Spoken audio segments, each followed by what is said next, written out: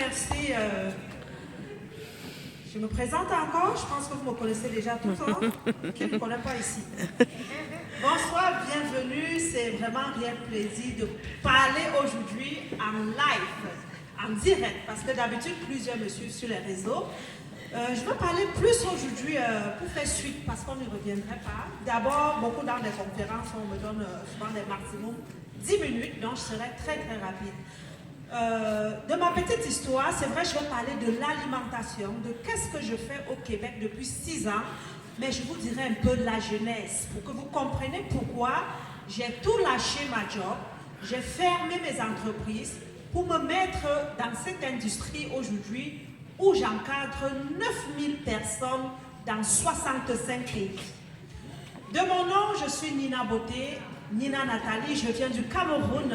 Au Cameroun déjà, j'étais personnel de la santé, mais comme plusieurs dans la fonction publique, je n'avais pas eu la chance d'avoir des concours et j'étais partie travailler comme bénévole auprès des enfants malnutris au programme alimentaire mondial.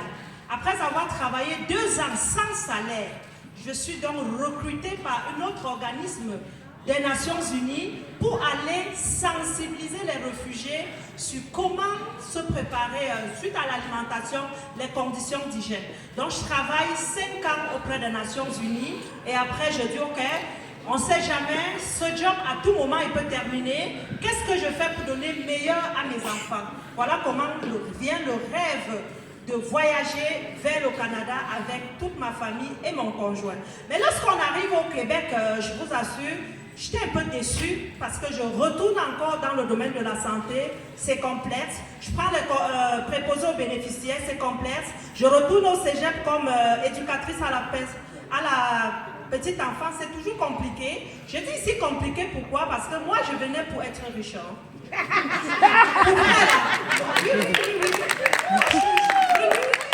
Je suis venue au Québec pour être riche. Parce qu'on m'avait dit que le Canada rendait riche.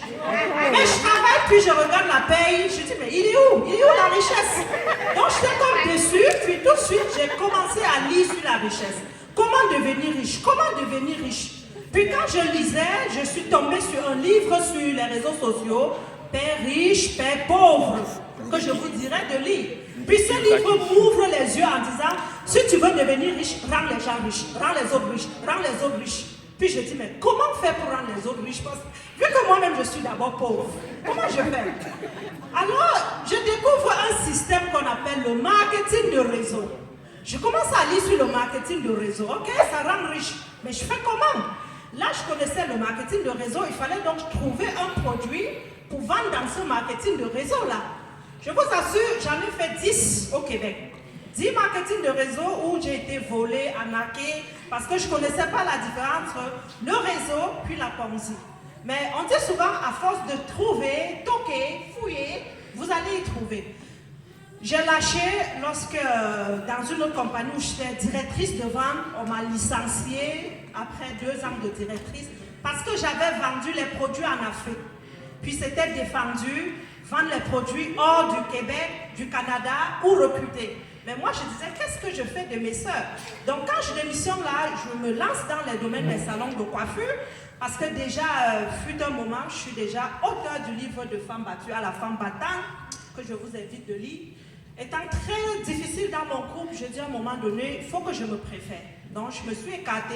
Il fallait que je travaille fort pour dire à mes enfants, on n'est pas venu au Québec pour l'aide sociale. On est venu aider, on est venu être riche et non demander. J'avais ce mindset-là de I want to change. Alors qu'est-ce que je fais? J'ouvre le salon de coiffure. Je ne savais pas quoi faire en passant.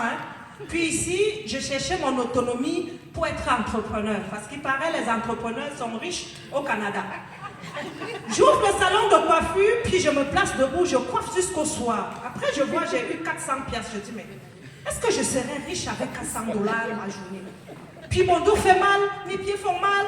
Je commence à réfléchir. J'élargis le salon, je fais louer les espaces. Le monde travaille, je dis, ok, là je peux m'absenter, puis ça roule. 6 mois plus tard, j'ouvre le 2e à Montréal. Donc j'étais déjà partie pour 2 salons de coiffure, 5 employés. Ça roulait déjà, au moins ça me donnait des sous, vu avec mon absence. Mais Covid-19 arrive en 2020. Le salon donc étant fermé, je dis, bon, Nina, je suis déterminée à devenir pauvre au Canada. Où est cette richesse que j'avais démissionné des Nations Unies pour devenir riche? Je dis, bon, là je dois réfléchir. Parce qu'on dit souvent, on ne se plaint pas, hein. Lorsqu'on fait face aux difficultés, on doit trouver d'autres chemins. C'est un peu comme le GPS. Quand ça vous lâche à l'autoroute, il ne faut pas faire demi-tour sur l'autoroute, là.